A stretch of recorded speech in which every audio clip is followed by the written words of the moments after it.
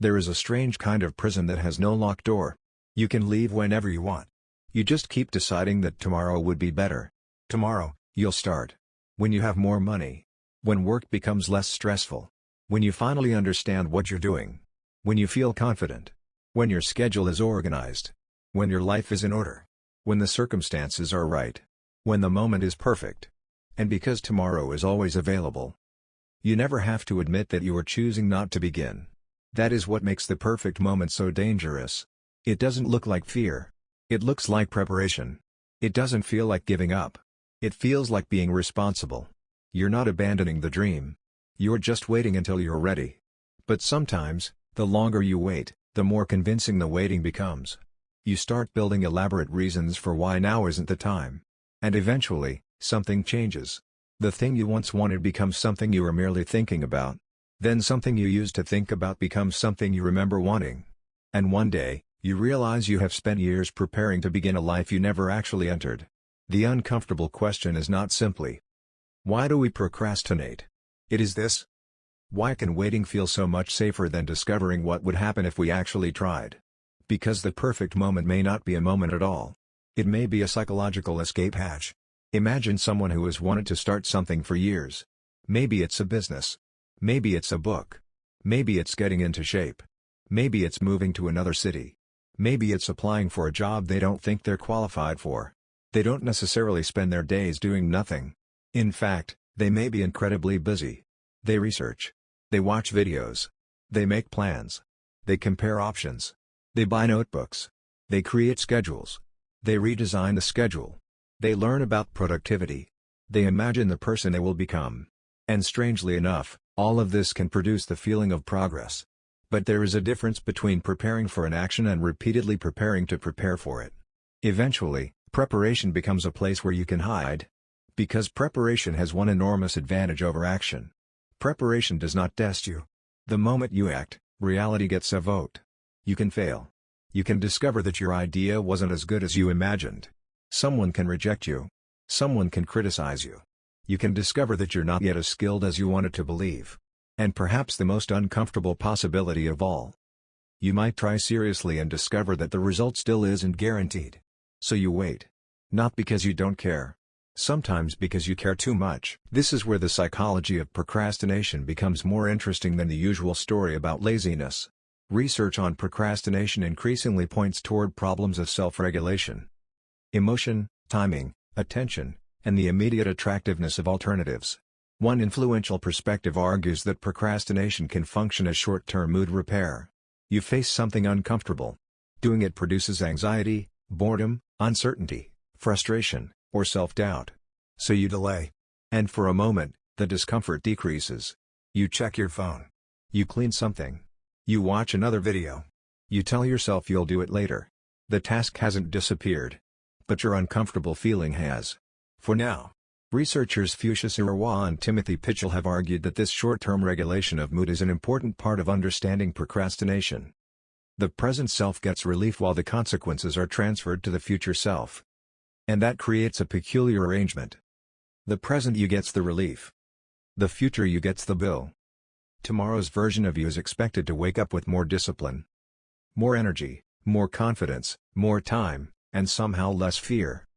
Tomorrow's version of you is always supposed to be stronger. Which is why tomorrow becomes so attractive. Tomorrow is not just another date.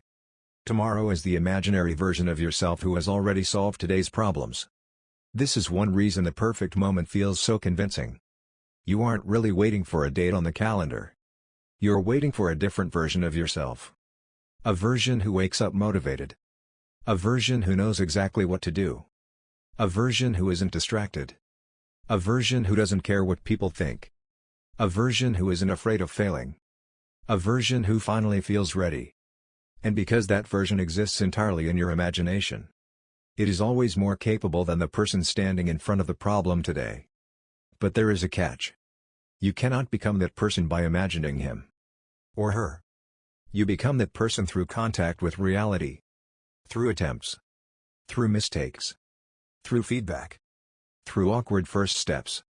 Through discovering what doesn't work.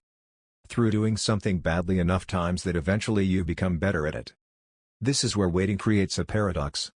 You want confidence before you begin.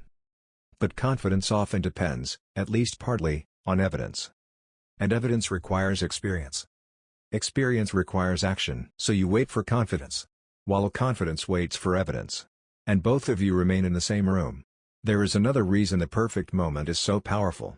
It protects your potential. Imagine you have a dream you've never seriously attempted. As long as you haven't tried, you can still tell yourself, maybe I could have been great at that. Maybe you could have built the company. Maybe you could have become a writer. Maybe you could have been an artist. Maybe you could have passed the exam. Maybe you could have moved. Maybe you could have asked. Maybe you could have changed. The possibility remains untouched. And psychologically, untouched potential can feel strangely comforting. Because an untested dream cannot fail. But it also cannot succeed.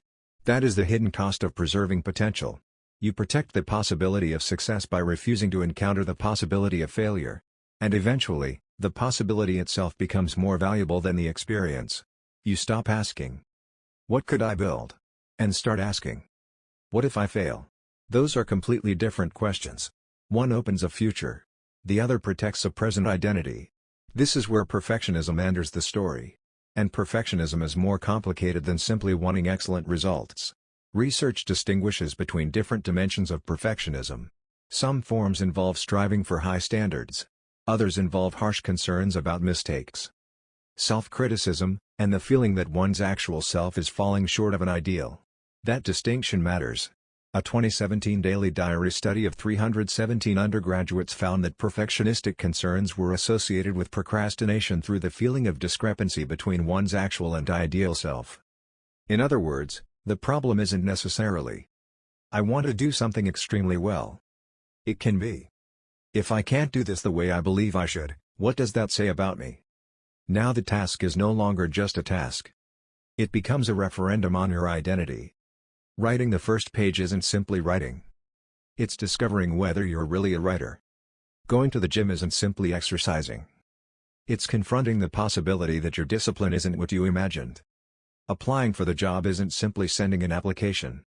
It is risking evidence that you might not be good enough. And suddenly, not starting feels strangely intelligent. Because if you don't begin, you don't lose. You remain full of potential. But here's where the story becomes more complicated. Fear of failure is often blamed for procrastination. And there is evidence linking the two in certain contexts. But the research does not support the simplistic idea that every procrastination problem is caused by fear of failure. In fact, findings on perfectionism and procrastination are mixed. A meta-analysis found that perfectionistic concerns were positively related to procrastination, while perfectionistic striving could show a different relationship.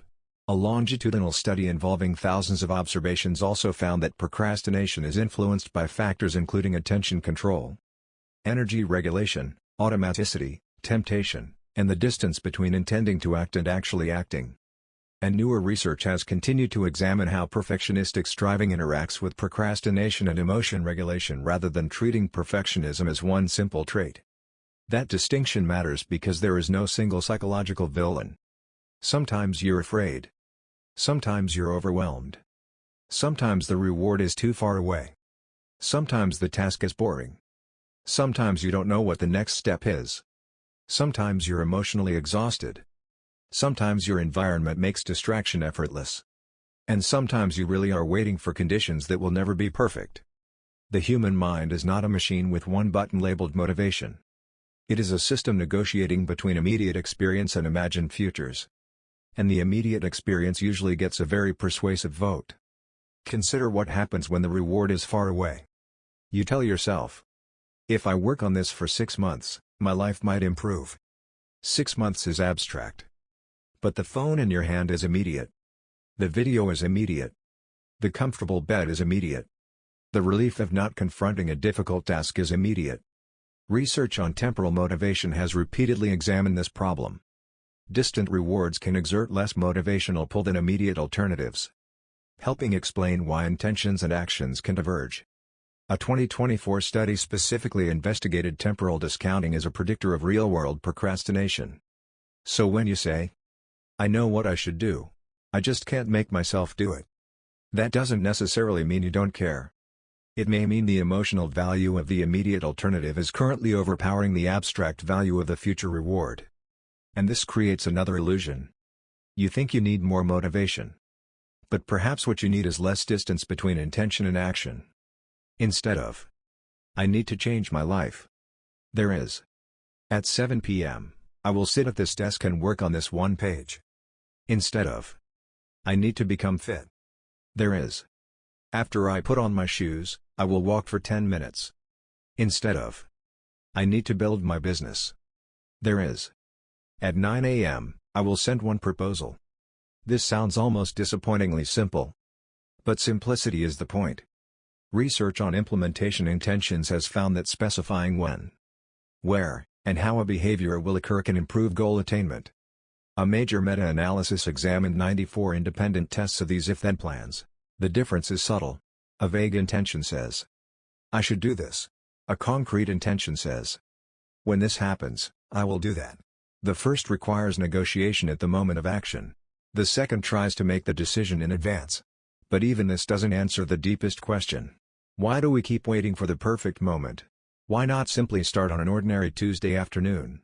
Why do we believe transformation needs a dramatic beginning? Monday, January 1st. The beginning of a new month. After the exams. After the holiday. After we move. After we get paid. After we fix our sleep. After life becomes less complicated. There is something emotionally satisfying about a clean beginning. A perfect beginning gives you the fantasy that the old version of yourself ends at midnight and a new version begins in the morning. No baggage. No mistakes. No inconsistency. No imperfect days. But real change rarely respects clean borders. You wake up tired. You miss a workout. You write badly. You lose focus. You make a mistake. You have an ordinary day. And then you face a decision. Does one imperfect day mean the transformation failed? For someone trapped by perfectionistic thinking, the answer can become yes. And that is how one imperfect moment creates another waiting period. I'll restart Monday. Then Monday becomes next Monday. The habit isn't destroyed by the first mistake. It is destroyed by the belief that the mistake invalidated the entire process. There is a person you may recognize. Not because you know their name. Because you may have been them. They make a plan at night. Tomorrow will be different. They feel inspired. They imagine waking early. Exercising. Working. Reading. Learning. Eating better. Becoming disciplined.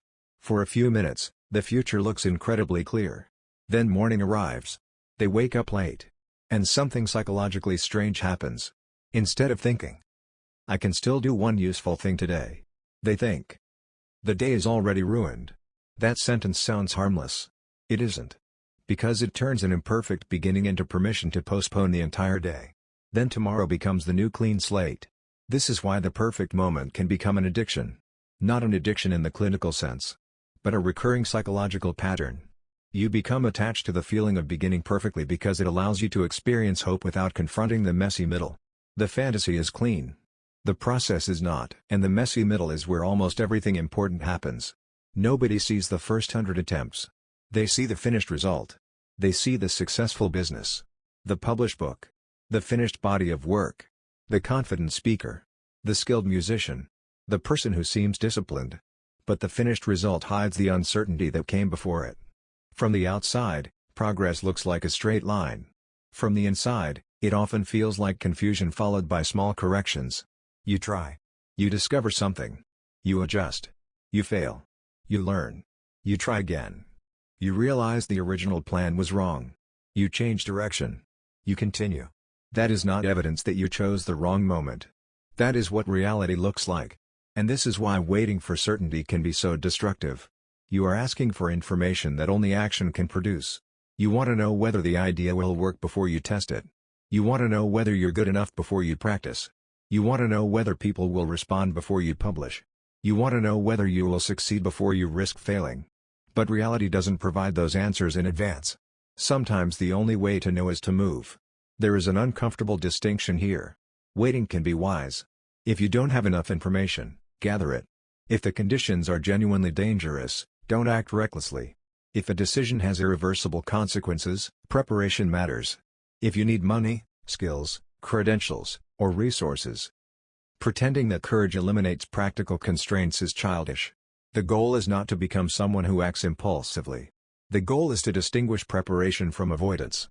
Preparation changes your position. Avoidance protects your position. Preparation gives you information. Avoidance gives you another reason. Preparation has an endpoint. Avoidance keeps moving the endpoint. That may be the simplest test. Ask yourself, what exactly am I waiting for? Not emotionally. Specifically. What condition needs to change? What evidence do you need? What skill must you acquire? What risk must you reduce? And most importantly, what would be enough? Because if you cannot define what ready actually means, you may not be waiting for readiness. You may be waiting for permission. And permission is dangerous when you keep expecting someone else to give it. You may be waiting for your parents to approve, your friends to understand, your circumstances to cooperate, your confidence to arrive, your fear to disappear, your future to become obvious. But adulthood contains a strange realization. Nobody is coming to announce that your life has officially begun. There is no universal notification. No morning where the clouds part and your uncertainty disappears. Most meaningful decisions happen while you're still uncertain. That doesn't mean you should ignore uncertainty. It means uncertainty is often part of the price of participation. This is also why the phrase "just believe in yourself" is so incomplete. What if you don't? What if you genuinely doubt yourself? What if you are not confident? What if you have failed before? What if you have evidence that you're inexperienced? You don't need to lie to yourself. You can say, "I don't know if this will work," and then continue. That is different from confidence. Confidence says, "I know I can do this." Courage often says, "I don't know if I can do this, but I am willing to find out." That distinction matters. Because waiting for confidence makes action conditional on an emotion. And emotions are unstable. You can build life around a feeling only to discover that the feeling disappears. A better foundation is a decision. Not, "I will act when I feel ready," but, "I will act, and I will allow readiness to develop through experience." There is another hidden cost to waiting. It changes your relationship with yourself. Every time you tell yourself you'll do something and repeatedly don't, you collect evidence. Not evidence that you're lazy. Evidence that your own promises may not mean much. That can become corrosive. You make another plan. You don't follow it. You make a stronger plan. You don't follow that one either. Eventually, the problem is no longer the original goal. The problem becomes trust. You stop believing yourself when you say, "Tomorrow I'll start." And this is where self-compassion becomes relevant. Research has found associations between procrastination, lower self-compassion, and higher stress, suggesting that harsh self-judgment may be part of the cycle rather than a reliable solution to it. That doesn't mean you should excuse every failure. It means shame is not the same thing as accountability. If you fail to follow through, you can examine what happened without turning the event into an identity. Instead of, "I'm useless," ask, what made the behavior difficult? Was the task vague? Was the environment distracting? Was the reward too distant? Was the goal unrealistic? Were you exhausted?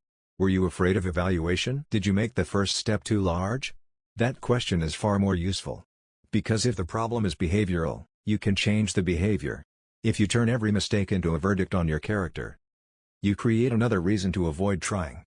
And this brings us to the deepest problem with the perfect moment. It makes your life conditional.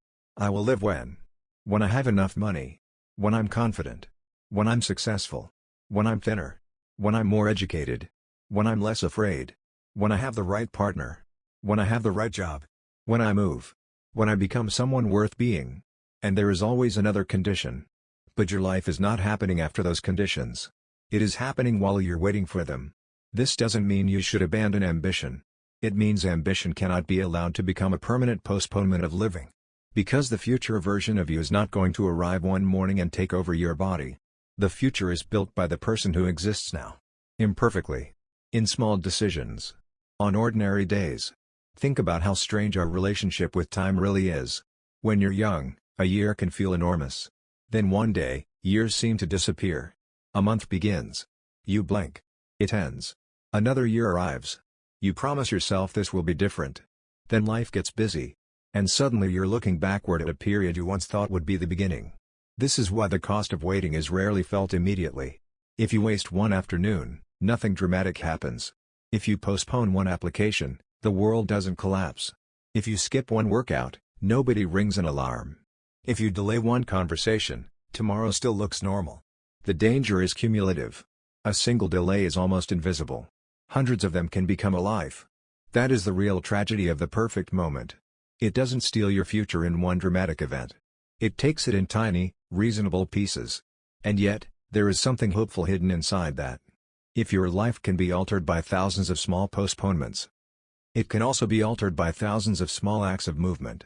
You don't need to transform everything tonight.